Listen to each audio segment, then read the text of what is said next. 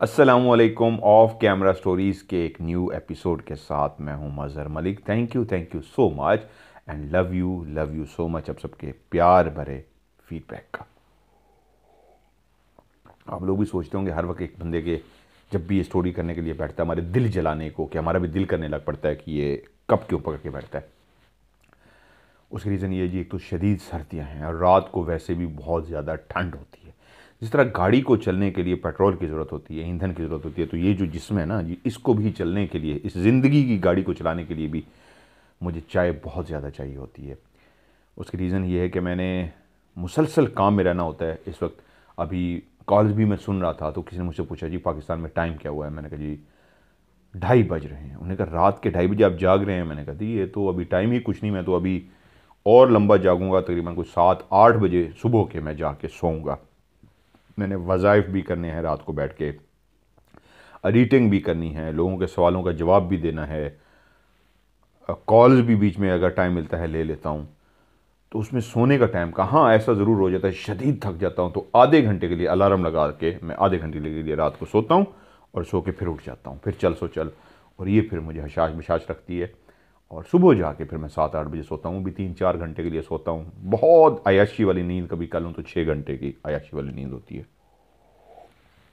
यानी 6 घंटे जब सोने को मिल जाते हैं तो समझिए मेरी उस दिन बहुत ज़्यादा मैंने नींद ले ली है। इस दफ़ा जो लाइव किया हफ्ते को, आप लोगों ने जो फीडबैक दिया स्टोरी का, उस प्यार को, उस मोहब्बत को देख के मुझे लगा कि नहीं, मैं जब तक आपका प्यार है इस कहानी को चलाता रहूँगा। जब आप लोग मुझे कह देंगे बस अब थक गए हैं तो मैं इसको बंद कर दूँगा। अभी जिस तरीके आप लोग इसको लाइक कर रहे हैं तो कोशिश करूँगा 3 की जगह पे इसको बढ़ा दूँ। थोड़ा सा टाइम लगेगा मैं, लेकिन इसको बढ़ा दूँगा और भी कहानियाँ कर दूँगा, क्योंकि काफ़ी कहानियाँ आ रही हैं। अभी जिससे मेरी बात हो रही थी उनके अपने एक मैटर के बारे में जो रूहानियत के हवाले से लोग मुझसे पूछते हैं, तो वहीं पे उन्होंने अपनी कहानी भी मुझे सुना दी तो मैं हैरान हुआ। मैंने कहा जी मेरी ख्वाहिश होगी कि इसको मैं ऑफ कैमरा में सुनाऊँ। उन्होंने कहा ज़रूर इसको आप ओसीएस में शामिल करें।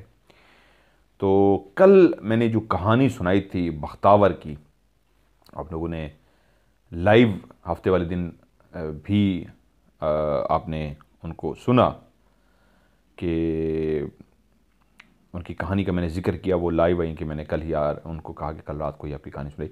उन्हीं के कहानी का एक और कहानी जो उसी के साथ जुड़ी हुई थी वो मुझसे मिस हो गई और उन्होंने मुझे बाद में कहा कि आपने वो तो मेरी कहानी सुनाई नहीं। तो आज आप लोगों की ख्वाहिश पे एक अपनी भी कहानी है, वो भी उसके साथ ऐड कर रहा हूँ, और बख्तावर की एक जो सच्ची कहानी उस दौर की बच गई थी वो भी सुनाने जा रहा हूँ। लफ्ज़ स्टोरी है, कहानी है, लेकिन असल में ये एक दुनिया है जिसमें हम सब मिल के कुछ लम्हे आंखें बंद करते हैं, कुछ लम्हे अपने आप को तैयार करते हैं दिमागी तौर पे, क्या है दुनिया के रहने वालों, हम कुछ देर के लिए आप लोगों से रास्ता तोड़ने जा रहे हैं। हम एक और दुनिया बसाने जा रहे हैं, परियों की दुनिया, वादियों की दुनिया, कोहिस्तान परिस्तान की दुनिया, कोहकाफ की दुनिया, जिन्नों की दुनिया, भूतों की दुनिया, खुशियों की दुनिया। इस ज़िंदगी की टेंशनों से दूर कुछ देर आराम करने, कुछ देर सुकून करने, कुछ देर अपने आप को वहाँ दूर ले जाने जहाँ पे नींद भी आ जाए, सुकून भी आ जाए, दुनिया के गम, मुसीबत, परेशानी भी कुछ देर के लिए हम भूल जाएं। तो आइए डूबते हैं उस कहानी के समंदर में जो कभी हमें बचपन में, जिनके पास यादें हैं, दादी दादा, माँ बाप, बुज़ुर्गों में से नानी, कोई भी रिश्ता कहानी सुनाता था और कहानी सुनते सुनते हम सो जाते थे। उसी कहानी, उसी मोहब्बत के दौर को याद करने के लिए आइए फिर से हम कहानी सुनते हैं। अकेले कहानी ना सुना करें, अपने दोस्त, रिश्तेदार, सब मिलने वालों को भी कहानी भेजा करें, ताकि वो भी कुछ टाइम के लिए अपनी दुख, मुसीबत, परेशानी को भूल के कहानी को एंजॉय कर सके। सजावल उनके उस इलाके का एक फर्जी नाम जहाँ की यह कहानी है। अब तो वो कराची में आबाद हैं। बख्तावर लोग पहले वो सिंध में रहते थे। सिंध कह रहा हूँ, एक छोटे से गांव के अंदर रहते थे। उस गांव में रहने वाले जो लोग थे, ये वहां की मशहूर कहानी है, नस्ल दर नस्ल चलती रही है। आज के रहने वाले वहां के मकीन भी अपने छोटे बच्चों को इस कहानी को सुनाते हैं। सजावल एक ऐसा नौजवान था जिसका गुजर बसर मछलियां पकड़कर होता था। वो उस कश्ती का सवार था जिस पे लोग 1 महीने का अपने खाने पीने का एहतमाम करते, उस पे सवार होते और अपनी उस कश्ती को गहरे समंदर के पानियों के अंदर ले जाते। 1 महीने तक वहां पे मछली का शिकार करते रहते और जब ढेर सारी मछली इकट्ठी कर लेते तो उसको वापस ले आते समंदर के किनारे, उसको बेच के अपनी गुजर बसर करते। माहीगीरों का, मछेरों का ये सिलसिला जो उस वक्त तो जिस दौर की कहानी है, उस दौर से लेके आज तक ये उसी तरह चलता हुआ जा रहा है। आज भी गहरे समंदर के अंदर ये जाते हैं और बाजुकात इतना दूर चले जाते हैं कि दूसरे मुल्क का बॉर्डर उनको नहीं एहसास रहता, वो क्रॉस कर गए हैं। अक्सर लोग टीवी में, अखबारात में पढ़ते हैं, टीवी में सुनते हैं कि माहीगीर पकड़े गए, क्योंकि समंदर एक ऐसी जगह है वहाँ नहीं पता लगता। इंसान ने ज़मीन पे तो एक लाइन खींच दी है कि ये मेरा मुल्क, ये तेरा मुल्क। समंदर ने लाइन नहीं खींचने दी, वो अपनी पानी को इस तरह बराबर रखता है, नहीं पता लगता आप किस मुल्क के ऊपर तैर रहे हैं। जब उस मुल्क की पुलिस आके आपको गिरफ्तार करती है तब आपको एहसास होता है कि आप इतनी दूर निकल चुके हैं कि अपने मुल्क के सरहद को क्रॉस करके हैं। यूं यूं मछेरे अपनी अपनी कश्तियां लेके पानी के अंदर चले जाते और 20 दिन, 25 दिन, 1 महीना वहां पे गुजारते। वो अपने खाने पीने का इस तरह का सामान भी साथ लेके जाते, पानी भी साथ लेके जाते। सजावल की जिंदगी भी इसी तरह गुजर रही थी। वहीं पे कुछ ऐसे हालात बने कि वो जिस कश्ती का मुसाफिर था, जहां पे और लोग भी उसके साथ काम करते थे, कुछ ऐसा हुआ कि उस मालिक ने उस कश्ती को बेच दिया। उनके पास तो एक ही हुनर था और वो हुनर था गहरे पानी के अंदर जाके मछलियों को पकड़ना। अब भी उन्होंने वही काम ही करना था, सिर्फ ढूंढना यह था किसी और ऐसी कश्ती को जो उनको अपनी टीम में शामिल कर ले और अपने ऊपर सवार कर ले। यूं सजावल एक और कश्ती में न सिर्फ सवार हुआ बल्कि आज उस टीम का वो हिस्सा बनने जा रहा था। उसका दिल बहुत उदास था। उसको अपने पुराने दोस्त वो सारे याद आते थे जिनके साथ वो पानी के अंदर 1 महीना गुजारता था। जहां पे कभी रात को नींद नहीं आ रही होती थी तो कश्ती के ऊपर वो लेटे होते थे, कश्ती पानी के अंदर तैर रही होती थी, हर तरफ खामोशी ही खामोशी होती थी। पानी कभी कभी जरूर शोर कर देता था। कश्ती तैरती रहती थी, इंजन बंद होते थे, हाथों से वो चप्पू नहीं चला रहे होते थे। वो जब कश्ती पे लेटे होते थे तो ऊपर आसमान की तरफ तकते हुए कई कई घंटे वो अपने दोस्तों के साथ बातें करते रहता। वो जो छतरी सी थी आसमान की सूरत में जिसमें रात को तारे से चमकते, तो अपने दोस्तों से कहता, ये मुझे तारे बहुत अच्छे लगते हैं। रात की तारीकी में ये जब तारे निकल के आते हैं और यही मेरा घर जिस पे हमेशा मैं सोया हूँ, वही कश्ती जिसके लकड़ी के तख्तों के ऊपर, फट्टों के ऊपर वो लेट के ऊपर आसमान को देखता, उसको बहुत अच्छा लगता। बाकी सो भी जाते, वो इस तरह आसमान को तकता रहता। आज भी वो एक जहाज पे सवार था, बहरी जहाज पे। पिछला तो मालिक ने बेच दिया था और दोस्त जो उसके साथ माहीगीर थे वो भी कहीं ना कहीं किसी और बहरी जहाज की तलाश में उधर उधर चले गए थे। लेकिन उसको काम मिल गया था, एक बहरी जहाज पे वो सवार हुआ। उसने अपने कपड़े, अपने खाने पीने का सामान, जिस तरह वहाँ पे एक बंदोबस्त करना था हर दफ़ा जो होता था, पहले तो वो मिल बांट के कर लेते थे, लेकिन आज वो अपने आप को अकेला अकेला महसूस कर रहा था। उस बहरी जहाज के मालिक से जब उसकी मुलाकात हुई तो वो उसको देख के कुछ अजीब सा लगा। उसकी आंखें बहुत अजीब सी थीं, बड़ी बड़ी उसकी मूंछें थीं, काला स्याह सा उसका रंग था, ऊपर सर से वो गंजा था। उसने बहुत अजीब सी निगाहों से घूरते हुए सजावल को कहा, तुम क्यों बहरी जहाज पे काम करना चाहते हो? तो सजावल ने बताया, मेरा काम ही यही है, मैं पहली दफा नहीं कर रहा। उस तीखी आंखों वाले शख्स ने फिर से पूछा, तो उस बहरी जहाज को क्यों छोड़ा जिस पे काम करते थे? तो उसने कहा, मैं उसको कभी भी ना छोड़ता अगर वो बिक ना जाता।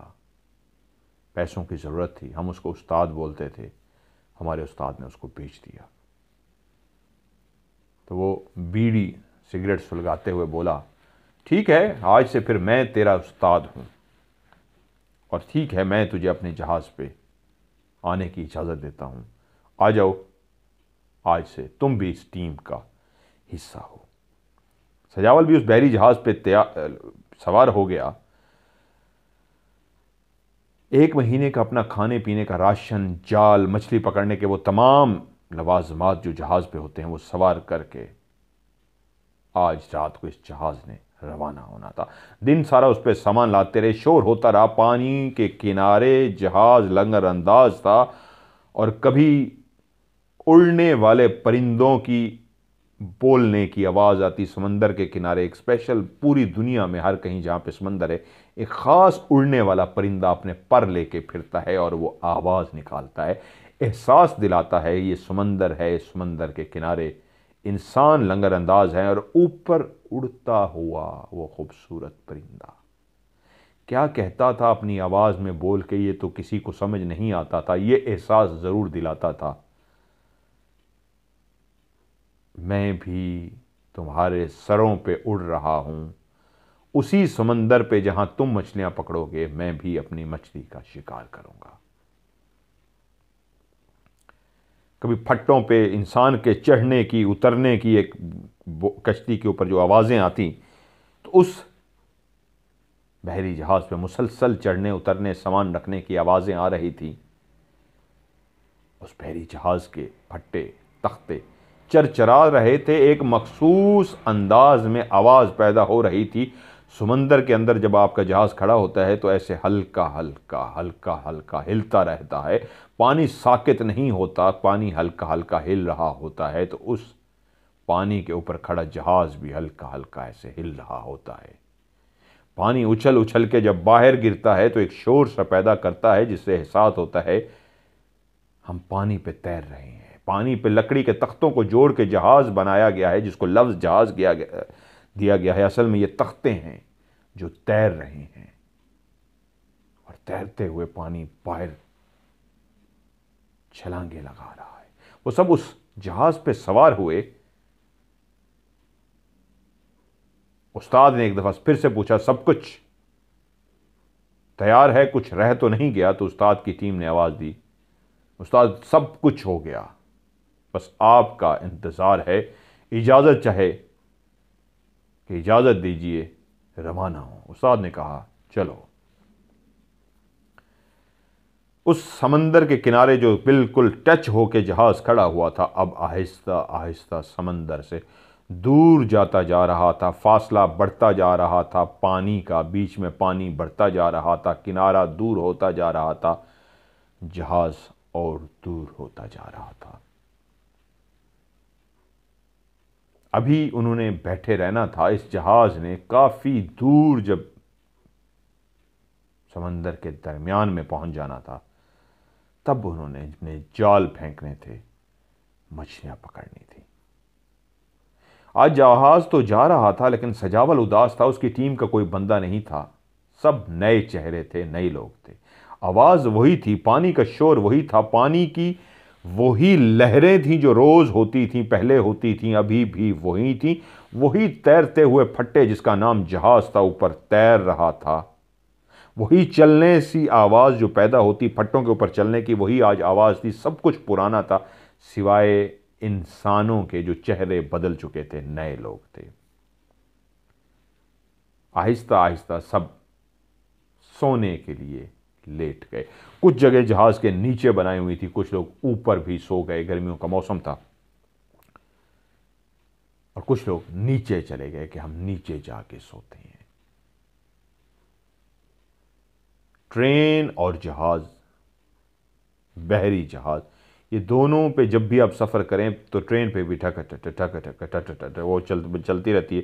तो आप जो फास्ट ट्रेनें आई हैं उनका तो, या जिस तरह दुबई मेट्रो हैं अमेरिका दुबई में मुख्तलिफ मुल्कों में, वो तो और चीज़ें, जो हमारे पाकिस्तान इंडिया के अंदर ट्रेनें चलती हैं इनकी आवाज़ शोर भी यही होता है, ठक ठक ठक ठक ठक ठक ठक ठक ठक। उनमें आप बैठे होंगे तो उसको हिलते रहेंगे।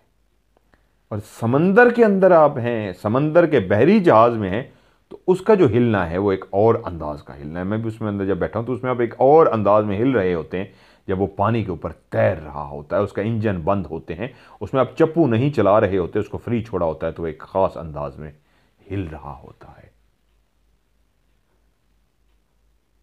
सब सो चुके थे। एक वाहिद सजावल था जो अपने सर के नीचे बाजू को रख के तकिया बना चुका था। उसका बाजू इस अंदाज में सर के नीचे रखा था कि वो तकिया बन चुका था। उसी तरह वो अपने मनपसंद आसमान को देख रहा था जो तारों से आज भी भरा हुआ था। सब सो चुके थे, सिर्फ एक वो था, और वही उस्ताद जिसने उसको इस नए जहाज में नौकरी दी थी, वो एक कुर्सी डाल के बैठा हुआ था। वो बीड़ी पी रहा था, सिगरेट पी रहा था। यूं काफ़ी देर लेटे लेटे वो कभी आसमान से नज़रें हटाता, जहाज़ पे सोए हुए लोगों को देखता, और वाहिद वही उस्ताद होता जो जाग रहा होता। फिर से आसमान को तकना शुरू कर देता, उसको पुरानी यादें आना शुरू हो जाती, यहां तक कि उसको नींद आ गई। जहाज़ गहरे पानियों में पहुंच चुका। उन्होंने अपना जिस मकसद के लिए आए थे, मछली को पकड़ना, वो भी स्टार्ट कर दिया, काम शुरू हो गया। सजावल भी उन लोगों में शामिल था जो मछलियां पकड़ते और सो जाते। बस दो ही काम थे, खाना, मछलियां पकड़ना और सो जाना। पहली 2-3 रातें सजावल ने नोट किया कि सब सोते हैं, उस्ताद कुर्सी पे बैठा होता है, और जब वो उठ जाता, काम करता, तो देखता उस्ताद भी काम कर रहा है। तो वो परेशान होता कि ये सोता किस वक्त है। ये तकरीबन कोई चौथी रात थी उस जहाज के ऊपर कि उसको काम करके थक गया, वो आके लेटा तो उसको नींद नहीं आ रही थी। उसने देखा वो उस्ताद बैठा हुआ है,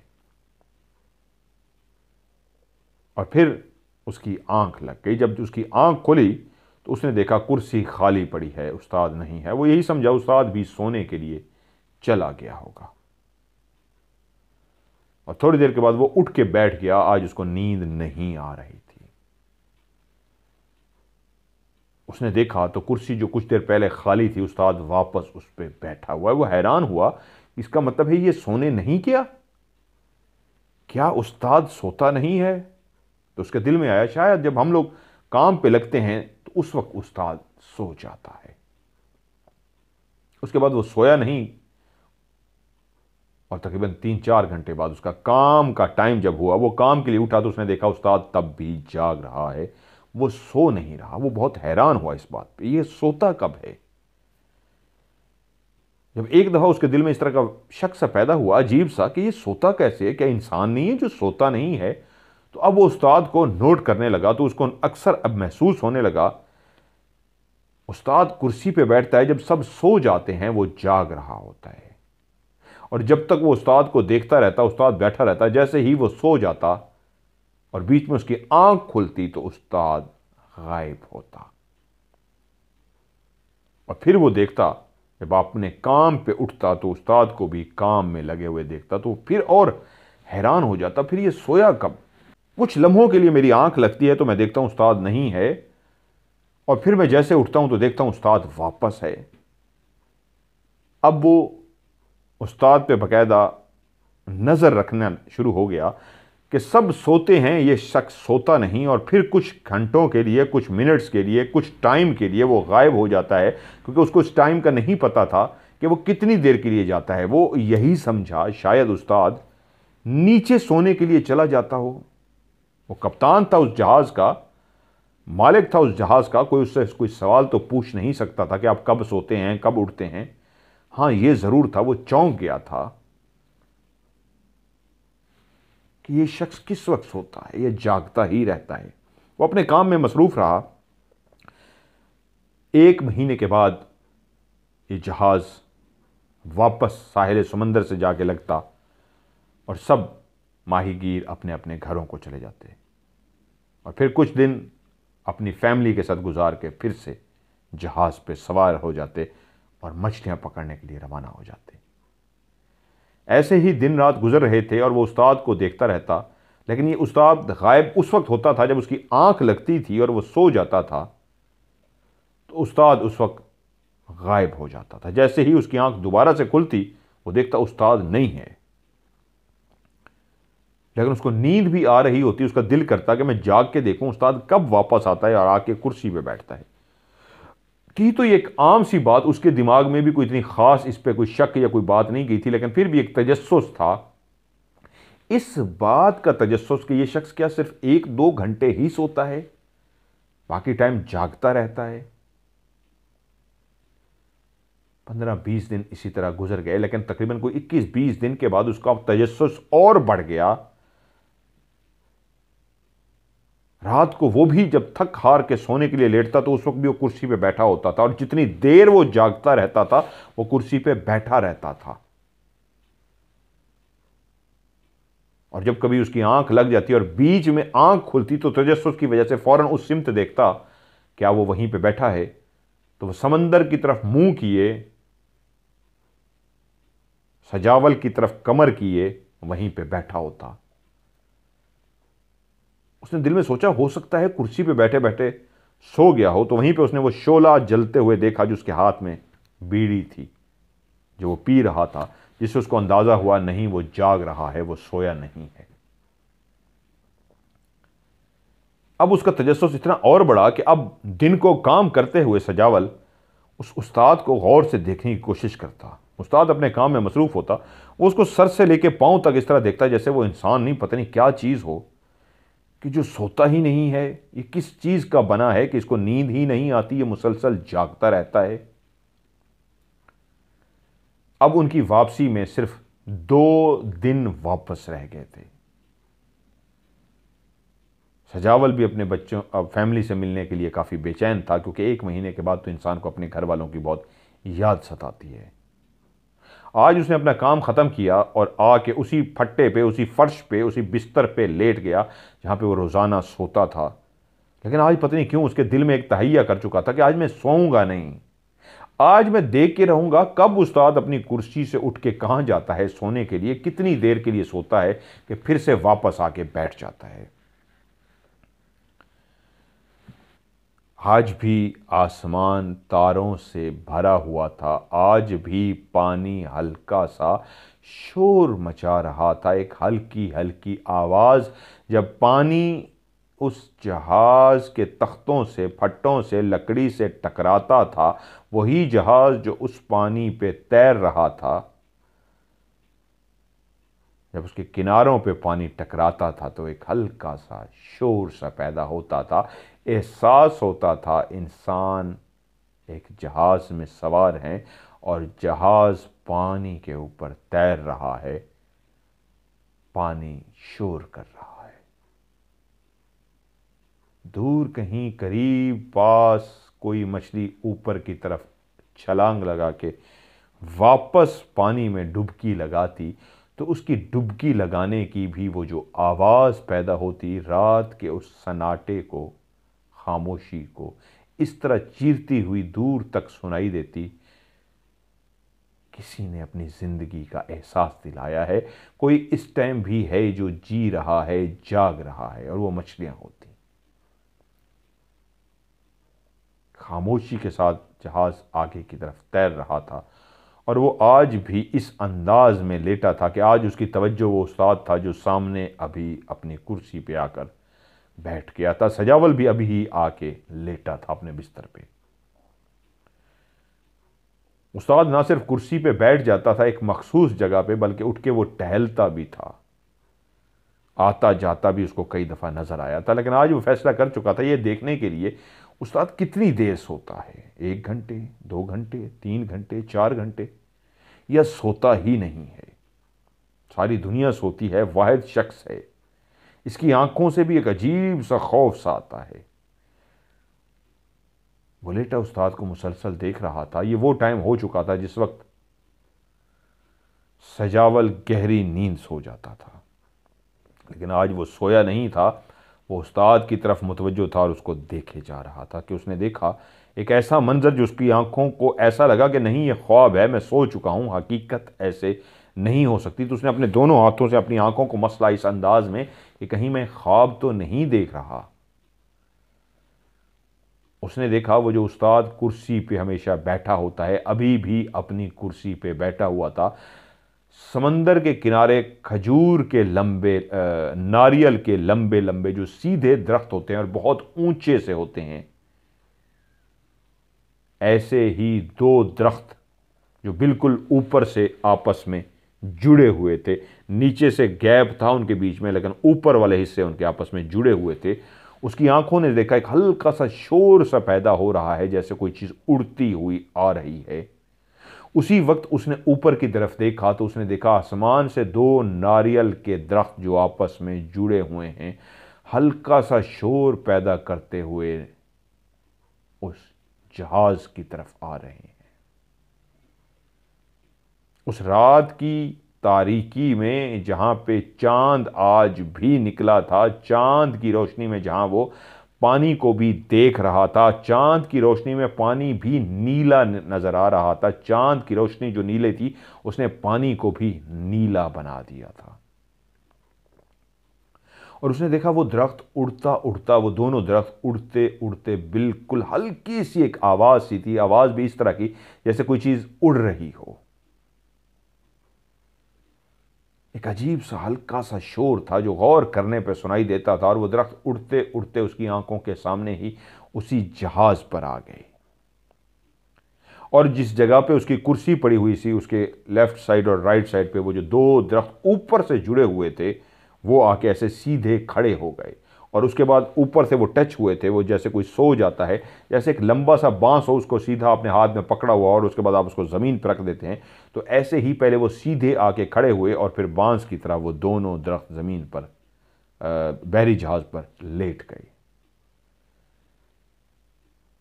वो अपनी कुर्सी से उठा, वो नंगे पांव था, उसके पांव में कोई जूते नहीं थे वरना आवाज पैदा हो जाती। वो नंगे पांव दबे कदमों चलता हुआ उन जुड़े हुए हिस्सों के पास गया और जहां पे वो दोनों जुड़े हिस्से उसके जुड़े हुए थे वो उन पर जाकर बैठ गया। ऐसे अंदाज में बैठा जैसे उसके लिए बकायदा जगह बनाई गई हो। उस पर आराम से बैठा और उसके बाद वो दोनों दरख्त फिर से सीधे खड़े हुए और जिस तरह वो आए थे उसी तरह उसको लेकर आहिस्ता आहिस्ता आसमान की तरफ उड़ना शुरू हो गए। वो भूल चुका था सजावल कि मैं इस वक्त एक बहरी जहाज पे लेटा हूं और एक ऐसा मंजर देखने जा रहा हूं जो मेरी आंखें देख तो रही हैं लेकिन अभी भी मुझे यकीन नहीं आ रहा क्या ये सच है या कोई ख्वाब है। आहिस्ता आहिस्ता वो दरख्त, दोनों दरख्त उड़ते उड़ते उड़ते आंखों से ओझल हो गए। जब वो आंखों से ओझल हो गए तो वो अपनी आप को यकीन दिलाने के लिए सजावल कि मैं नींद में नहीं हूं, मैं जाग रहा हूं, वो उठा और उठकर बैठ गया। उसने अपने इर्द गिर्द देखा, हां जहाज ही है। उसने अपने इर्द गिर्द देखा कुछ लोग सो रहे हैं, गहरी नींद सो रहे हैं। वो जल्दी से उठ के नीचे गया देखने के लिए तो तब उसने देखा नीचे भी लोग खराटे लेकर सो रहे हैं। यकीन आ गया ये कोई ख्वाब नहीं, ये हकीकत है। उसने एक दो दफ़ा अपने आप को ऐसे काट के देखा कहीं मैं नींद में तो नहीं हूं, जो मैंने देखा है ऐसा पॉसिबल नहीं है। लेकिन दिमाग ने कहा तुम जाग रहे हो, तुमने जागती आंखों से यह मंजर देखा है। उसके बाद उसके दिल की धड़कन जो तेज थी वो डर रहा था। उसने कहा अगर ये सच है, ख्वाब नहीं है, तो मुझे वापस जल्दी से लेट जाना चाहिए, कुछ मेरे साथ ही बुरा ना हो जाए। वो वापस अपनी जगह पे जाकर लेट गया लेकिन अब तो वो किसी सूरत नहीं सो सकता था। जो वो मंजर देख चुका था अब उसको कहां नींद आने वाली थी। तकरीबन 1-1.5 घंटे के बाद उसने देखा वही आवाज उसके कानों में आई जो पहले उसने दरख्त जब नीचे उतर रहे थे तो आवाज पैदा हो रही थी। उसी सिमत उसने यूं गर्दन घुमा के देखा तो वो दोनों दरख्त वापस नीचे की तरफ उतर रहे थे और उतरते उतरते उसी तरह आके उतरे जिस तरह उसको लेकर गए थे। अब वो उसको वापस दरख्त लेकर आ रहे थे और उसी तरह आकर बिल्कुल आहिस्ता के साथ बग़ैर आवाज़ पैदा किए वो दरख्त उतर गए। और वो उन दोनों दरख्तों के उन सिरों पे जो जुड़े हुए थे, जहाँ पे बैठा हुआ था, वहाँ से नीचे उतरा। तो उसकी निगाह पड़ी कि इस वक्त जब वो नीचे उतर कर खड़ा हुआ तो उसके हाथ में एक बर्तन था, गोल सा बर्तन स्टील का बना हुआ, जिसके ऊपर ढक्कन भी था। जैसे पुराने दौर में पीतल की देचकियाँ होती हैं, इस तरह की देचकी की तरह की देचकी थी, उसके ऊपर ढक्कन भी रखा हुआ था, उसने बंद किया हुआ था। दोनों हाथों से उसने वो एक देचकी पकड़ी हुई थी।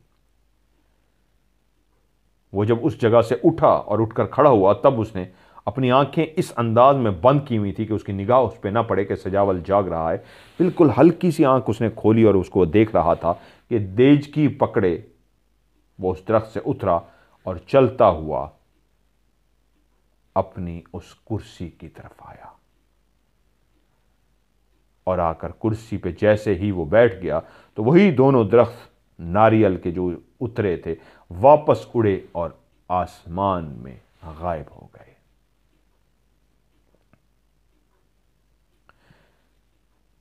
उसके कानों ने आवाज सुनी कि ढक्कन को उठाया गया है। वो जो कुर्सी पे बैठ चुका था, उसने जब ढक्कन खोला तो उसके बाद हाथ उसके अंदर डाला और उसके बाद क्या हुआ, एक ऐसे उसको महसूस हुआ जैसे वो कुछ निकाल कर खा रहा है। उसका हाथ मुंह की तरफ गया है, क्योंकि उस्ताद उसकी तरफ कमर करके बैठा था, समंदर की तरफ मुंह करके बैठा था। लेकिन इतना उससे अंदाज़ा होता था कि वो जो ढक्कन उसने खोला है उसके अंदर हाथ डालता है, कुछ निकालता है और हाथ को मुंह के करीब लेके जाता है। और दूर से अंदाज़ा हो रहा था कुछ बैठा वो खा रहा है। अब एक बशर जिसने ये मंजर आंखों से देखा था कि एक इंसान इस तरह दरख्तों पे उड़ के गया है, 1.5 घंटे बाद वापस आया है, एक देचकी पीतल की बनी हुई लेके आया है, उसका ढक्कन खोलता है और बैठ के खाना शुरू कर देता है, क्या हो सकता है इसके अंदर? उसकी जुस्तजू बढ़ती जा रही थी। अब वो चाहता था मैं उठ के देखूं इसमें क्या है, लेकिन उसको इतना डर लगा हुआ था कि अगर उसने कहीं देख लिया, उसको पता लग गया तो मेरी ज़िंदगी ख़तरे में ना आए। एक जहाँ पे उसको डर था वहीं पे जुस्तजू भी बढ़ती जा रही थी, दिल धड़कता भी जा रहा था, उसको कहता भी जा रहा था उठ के देख तो सही उसमें क्या है। आखिर उसने हिम्मत की, वहीं से जहाँ लेटा हुआ था आहिस्ता आहिस्ता उठकर बैठ गया कि आया मैं उठ के बैठता हूँ उसको पता लगता है कि नहीं। और जब उठ के बैठ गया इतनी आहिस्ता से उठा कि देखा वो मस्त है, उसने पीछे मुड़ के नहीं देखा। कुछ देर वो इस तरह बैठा रहा जिससे उसको अंदाज़ा हुआ वो मुतवज्जो नहीं है। तो फिर उसने सोचा मैं उठ के खड़ा होता हूँ, और अगर उसने देख भी लिया तो मैं इस तरह अनजान बन जाऊंगा कि मुझे तो किसी बात का नहीं पता, मैं तो वैसे ही नींद नहीं आ रही थी, उठा हुआ था। वो उठ के खड़ा हो गया। जब वो उठ के खड़ा हुआ तो उसने देखा वो बिल्कुल मुतवज्जो नहीं हुआ, वो अपने काम में मगन है, बैठा खा रहा है। अब उसकी दिल की धड़कन बहुत तेज थी। वो सोच रहा था मैं इसके करीब जाऊं, मैं करीब जाके देखूं, मुझे देखना है ये क्या खा रहा है, ऐसी कौन सी चीज़ है जो ये उड़ के गया है, लेके आया है, मुझे इसको देखना है। लेकिन दिल जहां पे ये कह रहा था जाके देखो, वहां पे धड़कन भी तेज थी, जिस्म हल्का हल्का कांप भी रहा था। कश्ती पे सब सो रहे हैं, एक बैठा खा रहा है, एक खड़ा हिम्मत जमा कर रहा है कि मैं जाके देख के आऊं क्या खा रहा है। वो आहिस्ता आहिस्ता उस सिमत चलना शुरू हो गया जिस सिमत वो उस्ताद बैठा हुआ था। दिल की धड़कन तेज थी और वो चाहता था जब मैं करीब पहुंचूं और अगर देख ले तो मैं कह दूंगा जी नींद नहीं आ रही थी तो मैंने कहा आपके पास आ जाता हूं। इस तरह का बहाना उसने पहले ही सोच लिया। अब वो आहिस्ता आहिस्ता दबे पांव चलता हुआ उस्ताद के करीब जा रहा था। वो चाहता था कि उस्ताद को पता भी ना लगे और मैं पीछे से हल्का सा झांक के देख लूं वो बेटा क्या खा रहा है, और अगर उसको पता ना लगा तो मैं चुप करके आके वापस लेट जाऊंगा। वो चलता चलता उस्ताद के करीब गया और उसने ऊपर से जब झांक के देखा तो वहीं पे उसको लगा कि उसका सांस बंद हो गया है। उसको लगा कि वो जो पहले ख्वाब देखा था, जिसको वो ख्वाब समझ रहा था, अब जो मंजर था वो उससे इतना भयानक था कि उसको लगा कि नहीं शायद मैं अब ख्वाब देख रहा हूं। उसका दिल धक धक धक धक धक धक धक धक धक धक धक इस स्पीड से धड़कना शुरू हो गया, क्योंकि उसकी आंखों ने जो मंजर देखा, उस्ताद जिस बर्तन को अपनी गोद में लेके बैठा हुआ था, वो इतने मज़े से जिस चीज़ को खा रहा था, उसकी आंखें बंद थी, वो मस्त सा था, उसकी आंखें बंद थी और वो लहरा लहरा के जिस चीज़ को खा रहा था वो इंसानी दिल थे जो उस देचकी के अंदर थे। और इस अंदाज के वो दिल थे कि वो बाकायदा कुछ अभी भी दिल जैसे धड़क रहे थे, हल्के हल्के, ऐसे लगता था जैसे वो अभी अभी कहीं से ताज़े दिल निकाल के लेके आया है, और वो ताज़े दिल जो उसकी उस देचकी में पड़े थे अभी भी हल्के हल्के पंप कर रहे थे, हल्के हल्के धड़क रहे थे, वो उनको उठाता था और मज़े ले लेके इंसानों के उन दिलों को बैठा खा रहा था। उसका मुंह और हाथ खून से भरे हुए थे और वो इतने मज़े से बैठा खा रहा था जैसे कोई आइसक्रीम खा रहा होता है, कोई मज़ेदार चीज़, टेस्टी चीज़ मज़े ले लेके खा रहा होता है। तो वो उन दिल को जो अभी भी एक उसके हाथ में था उसको बैठा चबा रहा था और मस्त अंदाज में, दुनिया जहान से मस्त, जैसे उसको यकीन था कि कोई भी मुझे नहीं देख पा रहा, मैं अकेला ही हूँ, सब सो चुके हैं। उसने ऐसा जादू कर रखा था, उसका सहर था, क्या था कि वो लापरवाह सा था, जैसे उसको यकीन हो चला था कि इस वक्त कोई मुझे नहीं देख सकता, और वो मस्त हो के उन धड़कते पंप करते दिलों को उठाता और खाता जा रहा था। जब उसने पीछे खड़े देख लिया तो उसको लगा कि कहीं ये मेरा दिल ही ना निकाल के खा जाए, मुझे जितनी जल्दी हो सके यहाँ से निकलूं और जाके अपनी जगह पे सो जाऊं। अब वापस मुड़ना उसके लिए मुश्किल था, जो आराम से चल के तो यहाँ तक आ गया था कि उस्ताद देख लेगा तो उसको कह दूंगा उस्ताद जी नींद नहीं आ रही थी, आपकी तरफ चल के आ गया। ये मंजर देख के अब वो कांप रहा था, मुझे देख ना ले, मुझे देख ना ले। तो वो मुड़ा नहीं, उल्टे कदमों चलना शुरू हो गया कि कहीं मुझे देख ना ले, अगर ये मुझे देख ले तो मैं अपना बचाव कर सकूं, शोर कर सकूं, सबको जगा सकूं, मुझे ही ना खा जाए। लेकिन वो ऐसा मस्त बैठा हुआ था कि उसने पीछे नहीं देखा। वो 4 कदम उल्टे पीछे की तरफ आया। जब 4 से 5वां कदम भी उसने उल्टा रख लिया तो उसने कहा अब मैं काफ़ी पीछे आ गया हूं, अब मुझे जल्दी से वापस अपने बिस्तर की तरफ जाना चाहिए। और फिर वो जल्दी से मुड़ा और आहिस्ता आहिस्ता चलता हुआ अपने बिस्तर की तरफ गया। ना सिर्फ ज़मीन पे लेट गया बल्कि ऊपर उसने चादर तान ली इस अंदाज में कि कहीं उसने मुझे देख तो नहीं लिया। वो कांप रहा था, दिल की धड़कन तेज थी, वो डरे जा रहा था मुझे उसने देख न लिया हो, मुझे उसने देख न लिया हो। जब तक वो उल्टे कदमों आया था तब तक तो उसने नहीं देखा था। जब उसके बाद मुड़ गया था और वो जल्दी से चल के आके सो गया था, उस वक्त वो डर गया था कहीं उसने मुझे देख ना ले, कहीं उसने मुझे देख ना लिया हो। अगर उसने मुझे देख लिया है तो मेरा दिल भी निकाल के खा जाएगा। वो चादर पहने लेटा रहा, ठठरता रहा, कांपता रहा, ठठर रहा था, कांप रहा था। वो दिल की धड़कन तेज थी, कांपता रहा, कांपता रहा, कांपता रहा, यहां तक कि सुबह होनी शुरू हो गई। वो कितने खौफ में था कि कितनी देर जागता रहा, उसको कोई एहसास नहीं। उसने अपने मुंह के ऊपर कपड़ा तान के रखा कि अगर वो देख ले तो यही समझे वो सो रहा है। और जब सुबह हुई और आवाज़ें आना शुरू हो गई, इंसान उठना शुरू हो गए हैं, इस जहाज़ पे ज़िंदगी फिर चहल पहल करना शुरू हो गई है, तो उसने भी अपने मुंह से रज़ाई उठाई और पहले पहले वहीं देखा जहाँ पे उस्ताद बैठा था रात को। तो उसने देखा वो कुर्सी खाली है, तो वो समझ गया वो उठ चुका है। उठकर बैठा, इधर उधर देखता रहा, सबको देखता रहा। सब रूटीन की तरह अपने अपने कामों के लिए उठ चुके थे, वो भी उठ गया। अब वो उस्ताद को ढूंढ रहा था कि उस्ताद उसको देखता है या उसको इग्नोर करता है। और आखिर उसका उस्ताद से आमना सामना हो गया। उस्ताद ने रूटीन की तरह उसको देखा और आगे बढ़ गया, जिससे वो समझ गया कि उस्ताद नहीं जानता कि रात में अपनी आंखों से यह मंजर देख चुका हूं। और वैसे भी अब घर जाने में 1-2 दिन रह गए थे। उसने जैसे कैसे उस्ताद से दूर होकर वक्त गुजारा। अब वो ऊपर भी नहीं सोया, नीचे जाके लोगों के बीच में सोया, और फिर वो सो नहीं सका। अगली रात भी वो उस जगह पे नहीं सोया, नीचे जाके सोया, लोगों के साथ घुस के सो नहीं सका कि अगर आज रात वो मेरी तरफ आया मेरा दिल निकालने के लिए तो मैं इन साथ सोए हुए लोगों को जगा दूंगा, शोर मचा दूंगा। उस रात भी वो जागता रहा। उसकी आंख लगती भी अगर तो फिर वो झटका मारकर जाग जाता कि नहीं, मुझे सोना नहीं है, मुझे जागना है, कहीं वो आ ना जाए।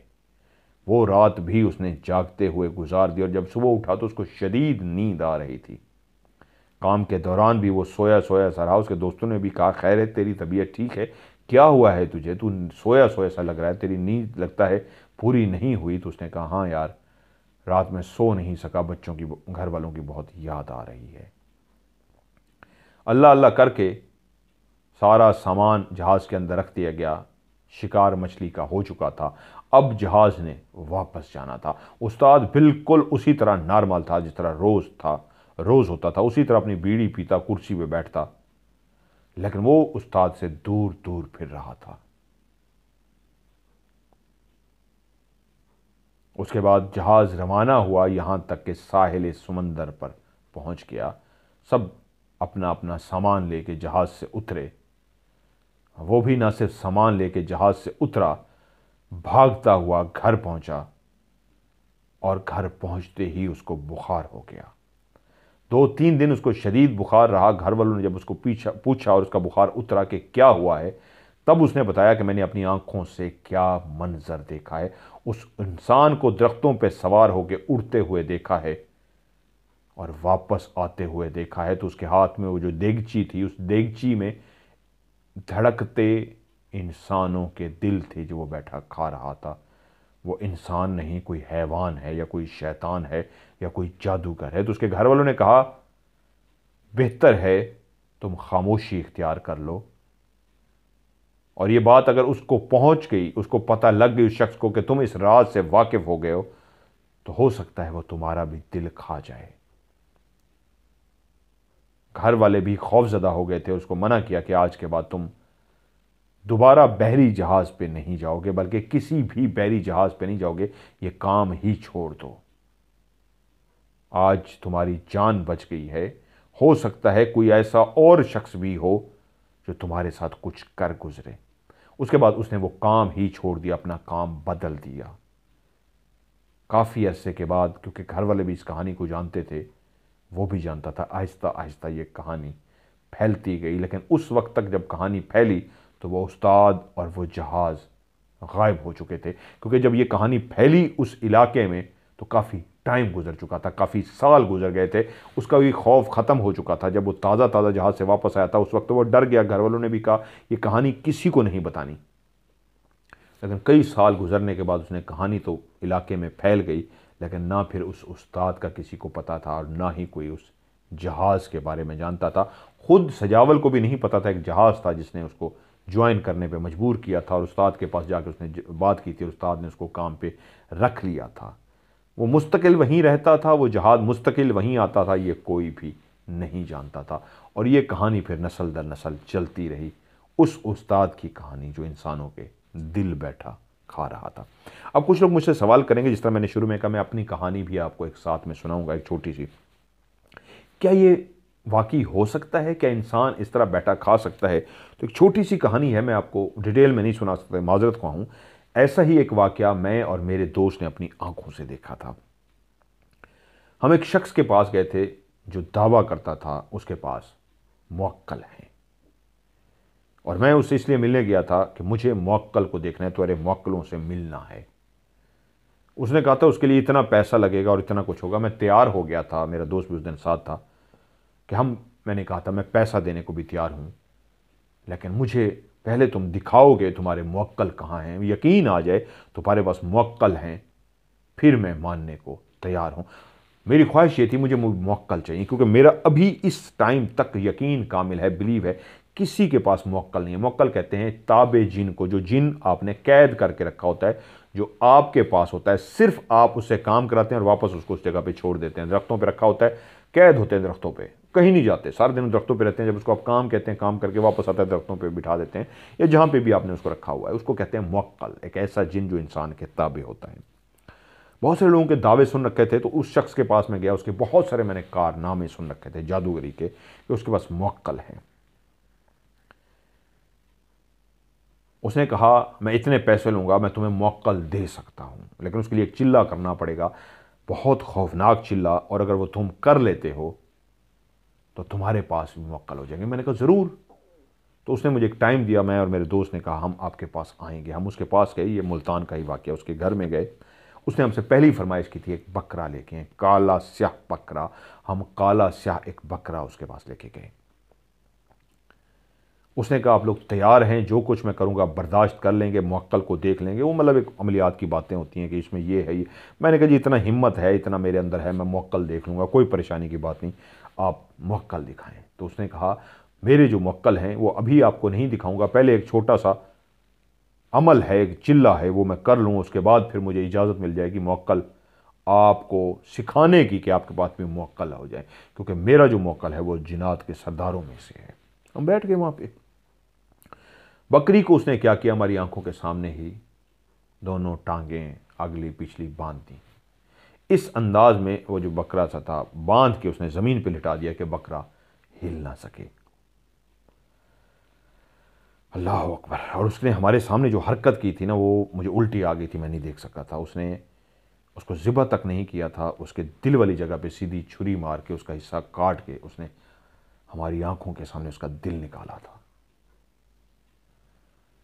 और मैं उसको नहीं, जानवर की तकलीफ में, मैं आपको असल में कहानी ये लिंक है उसके साथ तो इसलिए बता रहा हूँ, वरना मैं पूरी कहानी बताऊंगा। जानवर को उस तकलीफ में देखना और ये निकालना बहुत खौफनाक था, ये लेकिन मेरी आंखों ने देखा था। उसने जिंदा बकरी के अंदर से, किस्म का जिंदा ही थी, उसको तकबीर तो नहीं दी थी, उसके अंदर से उसका दिल निकाला था। और दिल निकाल के उसने उसके ऊपर कुछ लिखा था। जो लिखा था वो नेक नहीं था, बद था। वो उसके ऊपर लिखा था और लिखने के बाद उसने उसको चबाया था, खाया नहीं था, चबाया था कि खून थोड़ा सा अंदर चला जाए। और उसने मुझे कहा था ये लो इसको चबाओ। और जब मैंने कहा था इससे क्या होगा अगर मैं इसको चबाऊं, तो उसने कहा फिर मुवक्कल को तुम क्लियर देख सकोगे। और इसी बात पे मैं हाइपर हो गया था। मैंने कहा तुम मुझसे वो अमल करवाना चाहते हो जो तुम्हें पता है मैं कभी नहीं करूंगा। इस जिंदा बकरी को मैंने जिस अंदाज में तड़पते देखा है, अभी मुझे उल्टी आई है, तुमने देख ली है, मैंने उल्टी की है, मंजर नहीं देख सका। मुझसे बर्दाश्त नहीं हुआ जानवर को ये तकलीफ दे के। और तुमने जिस तरह उसका दिल निकाला है और उसके ऊपर ये लिख शिख के जो कुछ करके चबा रहे हो और मुझे मजबूर कर रहे हो कि मैं भी इसको ज़रा चबाऊँ, इसका खून अंदर जाए, तुम समझते हो ये मैं कर लूँगा। तुम्हें पता है मैं ये कभी भी नहीं करूँगा। और जब तुम्हें पता है मैं ये कभी भी नहीं करूँगा तो तुम आगे से कह दोगे कि तुम ये कर नहीं सके, इसलिए तुम मुवक्कल कहाँ देख सकते हो। ए चालाक इंसान, अगर तुम्हारे पास मुवक्कल हैं, मुझे अभी सिखाओ मत, पहले दिखाओ। छोड़ दो कि तुम मुझे सिखाओगे, नहीं सीखना मैंने, मुझे दिखा ज़रूर दो। तो उसने मुझे कहा था जब तक तुम इसको चबाओगे नहीं तुम देख कैसे सकोगे। मैंने कहा एक जिंदा बकरे का दिल निकाल के खुद भी चबा चुके और मुझसे चबवाना चाहते हो कि मैं चबाऊं और उसके बाद मैं मुवक्कल देख सकूंगा। मैंने वहां पे खड़े होकर उसको बहुत बुरा भला कहा था, गालियां तक दी थी। और मैंने कहा था अब तुझे मैं मुवक्कल दिखाता हूँ मुवक्कल क्या होते हैं। उसने कहा हाँ दिखा मुझे मुवक्कल। मैंने कहा तेरी माँ तेरी बहन, मैंने उसको बहुत बुरा भला कहा, उसके ख़ानदान को भी बुरा भला कहा, मतलब गलीज़ नहीं, मतलब इस तरह बुरा भला कहा कि तेरे मुवक्कल हैं तो उनको को करके दिखाएं, मैं इधर खड़ा हुआ हूँ। उनको को यही शख्स खड़ा है, अगर यहीं मौजूद है, अगर हैं, क्योंकि तू फ्रॉड है, तेरे पास कुछ भी नहीं है, तूने ये पैसे भी तू मुझे वापस करेगा इसके जो तूने इस बकरे के बेचारे के साथ किया है। और मैंने उसको मतलब कहा नहीं तो मैं तुझे पुलिस के हवाले भी कर दूंगा, तू लोगों के साथ इसको मतलब पखंड करता है। मुझे पहले तेरे ऊपर शक था, अब यकीन हो गया है। अब अपने मुवक्किलों को कह, मैं दिखाता हूँ मुवक्किल तुझे क्या होता है। अपने मुवक्किलों को कह मेरा रत मैं खड़ा हूँ, मेरा बाल भीगा करके दिखा सके, करके दिखाएं मुझे कुछ, मैं यहीं खड़ा हूँ, दावे से खड़ा हूँ, मुझे कुछ करके दिखाएं। तो इतना ही ताकतवर है, लोगों को कहता है मैं यूं मैं यूं मैं यहाँ, तूने लोगों को बहुत ठगा है। वो लगता था शक्ल से कि बहुत ठगने वाला बंदा है, जादूगर टाइप है। क्या था उसके पास वो भी मैं आपको बताता हूँ। लेकिन मैंने उसके मुवक्किलों को उसको इतना गैरत दिलाई, कोई भी रत्ती बराबर भी उसके अंदर गैरत होती, अगर उसके मुवक्किल होते तो कोई भी शख्स उस लैंग्वेज को बर्दाश्त नहीं कर सकता जो ज़बान मैंने उसके लिए इस्तेमाल की थी। किसी भी शख्स के पास अगर वो ताकतवर है और आप उसको शदीद इश्तियाल दिलाएं तो वो कर गुजरेगा। लेकिन मुझे पता था इसके पास ना मुवक्किल है ना ये कर गुजरेगा। मैंने उसके मुवक्किलों को भी, माँ बहन उनकी एक की, बुरा भला कहा, उनको कहा तुम्हारी माँ अच्छी नहीं है, तुम्हारा मतलब बहुत सारी बातें की। बुला मुवक्किलों को, कहाँ तुम्हारे मुवक्किल, तुम्हारे फलां तुम्हारा ये, मैंने बहुत किया, कोई मुवक्किल नहीं आया। वो शां शूं करता रहा, मुझे डराने के लिए पढ़ना शुरू हो गया ऊंची ऊंची आवाज़ में, माता काली माता फलां कर, ऊपर से नीचे आ, इसको भस्म कर दे, यूं कर दे, वहाँ कर दे, यूं। मैं खड़ा रहा मुस्कुराता रहा। मैं कहा पढ़ पढ़ तू, तेरे सारे मैं उतार दूंगा, पढ़ पढ़ तू जल्दी कर ना। वो पढ़ता रहा, यूं करता रहा, यूं करता रहा, यहाँ तक कि उसने वो जो छुरी पकड़ी थी अपने हाथ को यूं कट लगा के वो ज़बान से चाटता था, ऊपर देख के पढ़ता था, फिर यूं चाटता था, खून निकल रहा था, अच्छा खासा कट लगा हुआ था। और चाटता था। मेरी जगह पे कोई भी इंसान होता, यकीन मानिए, ना सिर्फ वो सहम जाता, उसका दिल वहाँ पे धड़क जाता, वो डर जाता, बेहोश हो जाता, क्योंकि ये नॉर्मल नहीं था। इस तरह उसका हाथ जख्मी था, उसमें से खून निकल रहा है, वो ज़बान से यूँ चाटता है और ऊपर पड़ता है और अजीब पड़ता है और फिर यूँ चाटता है। कितना खौफनाक मंजर होगा, कांप जाता है इंसान। लेकिन मुझे पता था ये मुझे साइकोलॉजिकली डरा रहा है, मैंने डरना थोड़ा था। जिन भूतों की तो ऐसी की तैसी, मैं तो आज भी दीवाना हूँ जिन भूतों का। तो वो इस तरह का काम, इस तरह की समझे क्या हरकतें करता रहा। उसको था ये डर जाएगा, जिस तरह के उसने जंतर मंतर पढ़े थे, पूर्वी कलाम पढ़ रहा था वो, मुझे जानता हूँ उन कलामों को, और वो इस तरह चाट रहा था। अभी भी उस दिल को उसने छोड़ा नहीं था, वो उसको उठाता और मजीद उसके साथ कुछ हरकत कर रहा था, कि जैसे वो जलाल में आ चुका है। असल में मुझे डराना ये चाह रहा था कि मैं जलाल में आ चुका हूँ, तूने मुझे और मेरे मुवक्किलों को चैलेंज कर दिया, तो अभी तुझे हम मार देंगे। क्योंकि उनके लफ्ज़ जो थे वो क्लियर लफ्ज़ थे, मैं अभी तुझे मार दूंगा, तूने मुझे चैलेंज कर दिया। उसका आवाज़ लहजा गुस्से में भर चुका था, आंखें लाल हो गई थी। मैं तुझे अभी जाके भस्म कर दूंगा, मैं तुझे मार दूंगा, मैं तुझे ये कर दूंगा, माता फलां चगा चाह शराब करता पा पा पा। इतना खौफनाक मंजर था। मेरे दिल में आपको तफसील से सुनाऊँ, लेकिन नहीं, लरज़ जाएंगे आप। बहुत खौफनाक भयानक मंजर था वो, अच्छा मंजर नहीं था। वो इस तरह पढ़ता रहा पढ़ता रहा पढ़ता रहा, और फिर मैं सुकून से नीचे बैठ गया। काफ़ी देर लगा रहा, तो मैंने उसको उस वक्त एक गाली दी थी, अल्लाह मुझे माफ़ करे, अस्तगफिरुल्लाह, या अल्लाह माफ़ करे, मैंने गाली दी थी। और उसके मुवक्किल को भी और उसको भी एक बुरी सी गाली दे के कहा था, मैं रात सारी बैठा रहूँगा, तेरे बाप से भी नहीं होना, तेरे मुवक्किल के बाप से भी नहीं होना, कुछ भी नहीं होना। और मैं बैठा रहा और वो लगा रहा, और उसके बाद मुझे कहता निकल जा। फिर वो मुझे लग गया था कि अब वो प्रैक्टिकली धमकाने पे आ गया था कि मैं हमला कर दूंगा तेरे ऊपर, मेरे अंदर आ चुकी है। अब जब उसने देखा उसका सारा कारगर नहीं हो सका हरकतें, उसका जादू, उसके ड्रामेबाजियाँ, कट लगाना, वो बकरी, वो मंजर जो मैं आपको मंजर कशी करूँ ना, अगर वो वाली बकरी वाली, बहुत सारे लोग डर जाएंगे, बहुत खौफनाक हो जाएगा। जिस तरीके उसने जिंदा बकरी को बांधा, निटाया और उसके अंदर छुरी मार के हाथ घुसा दिया, और हाथ घुसा के हमारी आंखों के सामने शड़प शड़प करता उसका हाथ गया, और उसने जिस तरह दिल निकाला और उसको पकड़ के खींच रहा है और काट रहा है, अस्तगफिरुल्लाह, वो अब नहीं मेरी आंखों के सामने था। मुझे उल्टी आ गई थी, मेरे दोस्त को उल्टी आ गई, उसने मुंह फेर लिया था। मेरे दोस्त ने तो शुरू में जब छुरी रखी थी मुंह फेर लिया था, और मैं देख रहा था करता क्या। जब मैंने भी देखा तो मुझे भी उल्टी आ गई। और जब सब कुछ उसका नाकाम हो गया और वो उसने देखा ये कहीं से भी नहीं डर रहा, तो उसके बाद फिर उसने आखिरी वो जो चाल पली, तब फिर मुझे वहाँ से भागना पड़ा। वो जो चाल थी ना, वो खौफनाक थी। उसका मुझे पता था कि अगर ये इसने चाल चल दी, इसका मैं मुकाबला नहीं कर सकूंगा, क्योंकि मेरा दोस्त अजीब सा हो चुका था। अगर मेरा दोस्त थोड़ा सा भी पावर में होता तो मैं उस वक्त रुक जाता। उसने चाल ये चली कि जब सारे जंतर मंतर उसके नाकाम हो गए, तो उसके बाद उसने कहा आ जाओ, मेरे अंदर आ जाओ, मैं तुम्हें बुला रहा हूँ, मेरे जिस्म के अंदर आ जाओ। वो तरीका ये होता है कि ये आमिल बहुत सारी इस तरह हरकत करते हैं। वो कहते हैं मेरे अंदर जिन आ रहा है। जब अपने अंदर वो जिन को बुला लेते हैं, जिन तो आता नहीं है, जिन तो होता नहीं है, तो वो खुद जिन बन बैठते हैं, आवाज़ को बदल लेते हैं, आंखें चेंज कर लेते हैं, और उसके बाद वो आपके ऊपर हमला कर देंगे। और वो कहेंगे जी मैंने तो नहीं किया, वो तो जिन ने किया। ये ड्रामा अक्सर चलता होता है, ये मैं कई दफ़ा देख चुका हूँ। कहेंगे तो इसके ऊपर एक पूरी कहानी सुनाऊंगा आपकी, बल्कि मुझे एक याद आ रही है, एक बाकायदा इसी तरह बंदे ने हमला कर दिया था कि उसके अंदर जिन आ गया, जब उसके अंदर जिन नहीं था। वीडियोस भी हैं इस तरह के कि जिन आ गया, थप्पड़ मार रहे हैं और आमिल की गर्दन दबा दी है, बहुत सारी इस तरह की। तो जब उसने ये किया और मैंने देखा उसके अंदर जिन आ रहा है, तो मैंने उसको खड़े होकर कह दिया था, मैंने कहा आज मेरा दोस्त ये ज़रा डर गया, मैं जा रहा हूँ, तेरे जिन से डर के नहीं जा रहा, मैं वापस आऊँगा और तुझे चैलेंज करूँगा कि दोबारा तू जिन बुला जो तेरे अंदर आता है, मैं उससे भी मुकाबला करूँगा। और हम लोग वहाँ से चले गए थे। अगर मैं उस वक्त ना जाता तो वो एक अगला जो ड्रामा करता, वैसे उसके हाथ गलीज हो चुके थे, कट लग चुका था, तो वो अपनी इज्जत बचाने के लिए कि मैं जादूगर हूँ, मेरे पास कुछ है, वो अपने अंदर एक एक्टिंग करता, जिन सवार करता, और उसके बाद फिर लाजमी जैसे मेरे ऊपर हमला कर देता, और कल को मुकर जाता हो, कहता जी मैंने तो हमला किया नहीं, तो वो जिन ने किया था, इसने जिन को चैलेंज किया था। अब इसका प्रूफ तो ना वो दे सकता है ना मैं दे सकता हूँ। तो उसके बाद फिर मैंने उसे कुछ टाइम के बाद वहाँ से, उस वक्त तो चले गए थे, फ़ोन किया था जी, मैंने कहा जी आज मैं 5-6 दोस्तों को साथ लेके आ रहा हूँ, आपसे टाइम चाहिए, आज आप उस जिन की हाज़िरी करवाएं, जहाँ आप कहते हैं वहाँ मैं आ जाऊँगा।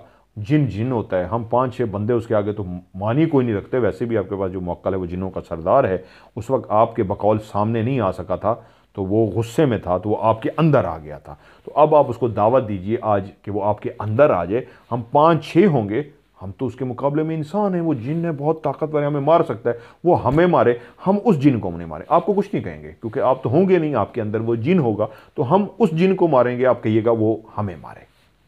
उसको समझ लग गई थी कि अब ये मुझे मारना चाह रहे हैं। उसके रीज़न, उस दिन तो मैं डर के भाग गया और वो अपनी फतह समझ बैठा था कि ये मुझसे जिन का सुन के भाग गया, जबकि मैं जिन का उसको कह के गया था कि तू जो ड्रामा कर रहा है मुझे समझ आ गई है।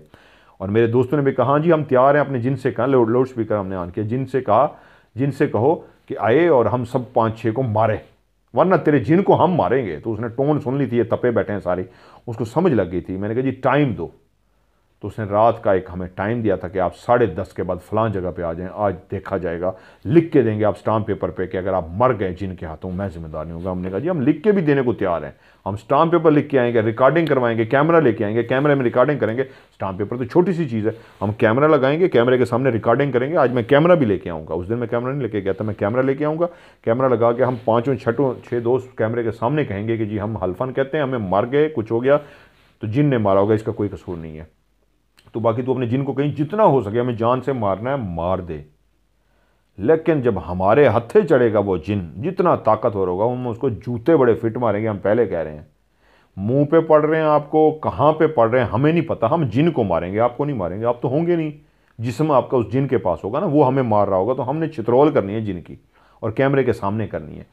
और टाइम दे के जब हम वहाँ पे पहुँचे थे तो वो भाग गया था, और उसके बाद हम उसने हमारा फ़ोन भी नहीं उठाया था, और काफ़ी दिन तक वो राब्ते में नहीं आया था। वो समझ गया था कि उस दिन तो इसका दोस्त ने इसका साथ नहीं दिया, और मैं अजीब सी हालत में था, तो इसलिए वॉमिट उल्टी उसको आई हुई थी, इसलिए वो चुप करके चला गया। आज वो समझ गया था कि मेरे इस फ्रॉड को बंदा वो भी जानता है। और उस वक्त मैंने टीवी पे भी उसके नाम लेके बैठ के कहा था, मैंने कहा फ्रॉडिया मैं तुझे टीवी पे चैलेंज कर रहा हूँ। मैंने टीवी पे चैलेंज किया था रोहित टीवी के दौर में उसको, कि फ्रॉडिया मैं तुझे टीवी पे चैलेंज कर रहा हूँ, अपने सारे जिनों को बुला ले, जहाँ कहता है कैमरे के सामने आए, मैं अपने 3-4 दोस्तों के साथ आता हूँ, देख हम या जिन हमें लित्तर मारे या हम जिन को लित्तर मारते हैं। तो उसने चैलेंज कबूल नहीं किया था, भाग गया था। मुझे किसी और दोस्त के जरिए पता लगा था, उसने कहा था यार मुझे मज़हर मलिक से बचाओ, इसने तो मुझे जलील ही करके रख दिया है, मेरा तमाशा बना दिया, टीवी पे बैठ के कह रहा है मैं इसको छोड़ूंगा नहीं। तो दोस्त ने कहा उसको छोड़ना क्या है, वो तो कह रहा है मुझे पकड़ आप मार, तो तू उसको छोड़ेगा क्यों नहीं, पकड़ ले उसको। तो वो लेकिन भाग गया था, वो फ्रॉड था। ये जो स्टोरी मैंने सुनाई उस दौर की, जो कहानी है, वो दिल लेके आया, उसने दिल चबाया, दिल खाए। उससे पहले भी मैंने आपको कल जो सुनाई वो दिल खा जाती थी। अब ये जादूगर, ऐसे लोग, ऐसे जादू करने वाले नहीं हैं। इस वक्त सिर्फ वो लोग बैठे हैं जो पैसा लूट रहे हैं, कुछ भी नहीं कर रहे, कुछ उनको नहीं आता। जितने भी कहानियां हैं वो किस्से कहानियां हैं, लोग सुनाएंगे उसने ये अमल किया, मेरा ये काम हो गया, सब झूठ है, ये सब फ्रॉड हैं। हाँ, कुछ मुल्क है, मैं नाम नहीं लेता, वहाँ पे अभी भी ऐसे जादूगर हैं जो इंसानों में नहीं बैठते, पैसे के लिए नहीं बैठे हुए, वो दूर हैं, वो जंगलों में हैं, वो बैठक पे या कोई रोड पे, सड़क पे, होटल में गुजरते हुए नहीं फिर रहे, वो दूर हैं। वो इस तरह नहीं है कि वो सामने आके लोगों के काम नहीं कर रहे। जो वो जादू करते हैं और इस वक्त जिनके पास शक्तियाँ और ताकतें हैं, वो लोगों से साइड पे हैं, वो लोगों को नहीं दिखा रहे, वो अपने कुछ काम हैं जो वो कर रहे हैं, लेकिन लोगों से आज भी वो दूर हैं। जो लोगों के बैठे काम कर रहे हैं सब फ्रॉड हैं। इसलिए तो मैं कहता हूँ सीखें, मैं आप लोगों को सिखाता हूँ, अपना खुद सीखें, और खुद सीख के अल्लाह का नाम लेकर आप अपना काम करें, किसी के पास आपको जाने की ज़रूरत ही नहीं है। तो ये कहानी थी जो मैंने सुनाई, और इस तरह की कहानियाँ हैं, मैं इंशाल्लाह कोशिश करूँगा, भूलूंगा नहीं, भूल जाता हूँ, बहुत सारे काम होते हैं, सारा दिन उलझा होता हूँ। जब इस तरह के बहुत सारे जो जादूगर बने हुए थे, आमिल बने हुए थे, उन्होंने मुझे चैलेंज किया, और उनके चैलेंज को लेकर मैं उनके पास गया, उनके चैलेंज को मैंने कबूल किया। तो कहेंगे तो इंशाल्लाह, क्योंकि आप लोगों ने कहा है 300 की जो मैंने लाइव ट्रांसमिशन की, लाइव शो किया, उसमें आपने कहा है कि आप अपनी भी कहानी शामिल किया करें, तो इंशाल्लाह मेरी कहानी भी बीच में लाजमी शामिल हुआ करेगी। आप लोग अपनी कहानियाँ भेजते रहिए, जितने लोग भी मुझे कहानी भेज रहे हैं सबकी कहानी शामिल होगी, सिवाय उन लोगों के जो आखिरी लफ्ज़ स्टोरी उर्दू में या इंग्लिश में, STORY इंग्लिश में स्टोरी, या सीन टे वाओ रे छोटी है उर्दू में स्टोरी लिखना भूल जाते हैं, वो कहानी प्रोग्राम में शामिल नहीं होती। जिसने भी वॉइस मैसेज व्हाट्सएप पे रिकॉर्ड करके भेजा या कहानी को लिख के भेजा, उसने एंड पे लफ्ज़ लिख दिया स्टोरी इंग्लिश में या उर्दू में, तो उसकी कहानी लाजमी OCS में, ऑफ कैमरा स्टोरी में शामिल होगी, क्योंकि जैसे ही लव स्टोरी नज़र आता है तो उसको मैं नंबर दे के सेव कर लेता हूँ। और जैसे ही वो सेव हो गया फिर वो कहानी आप सुनेंगे ही सुनेंगे। और इसको आपने भेजना है व्हाट्सएप का नंबर +92 313665550। मैं रिपीट करता हूँ, +92 313665550। इस पर आप मुझे सेंड कीजिए। कुछ लोग क्या करते हैं, अपना रूहानियत का सवाल पूछने के लिए नीचे लिख देते हैं स्टोरी। सवाल पूछना सवाल होता है, कहानी नहीं होती, नीचे लिख देते हैं स्टोरी, और मैं खोल के देखता हूं तो वो स्टोरी नहीं होती, तो उनको तो मैं वैसे ही जवाब नहीं देता। जिसने झूठ बोल के मुझसे सवाल पूछा तो मैं झूठे शख्स से वैसे भी राब्ता नहीं रखना चाहता। कोई शख्स आइंदा भी अगर इस तरह का झूठ बोलेगा, बहुत सारे लोगों ने ऐसा किया है, थोड़े हैं लोग, गिनती के 3-4, लेकिन उनको जवाब नहीं मिला। अगर अब दोबारा भी कोई गलती ये करेगा कि सवाल कोई और होगा लेकिन स्टोरी लिख छोड़ेगा, उसको खोलूंगा मैं ज़रूर, लेकिन देखूंगा स्टोरी नहीं है और उसने गलत बयानी किया, तो आपसे कोई मैं राब्ता नहीं करूंगा। मैं उससे एडवांस आपसे माजरत कर रहा हूं, झूठ का सहारा नहीं लेना, क्योंकि अगर आप झूठ का सहारा लेके करेंगे तो ये झूठ प्रमोट होगा और लोग भी इसी तरह झूठ बोलेंगे। इसलिए माजरत ख्वाह हूं, स्टोरी ही भेजें और स्टोरी ही लिखें। आज की OCS से मजहर मलिक को दीजिए इजाज़त। अपना ढेर सारा ख्याल रखिएगा। Love you so much. खुदा हाफिज़।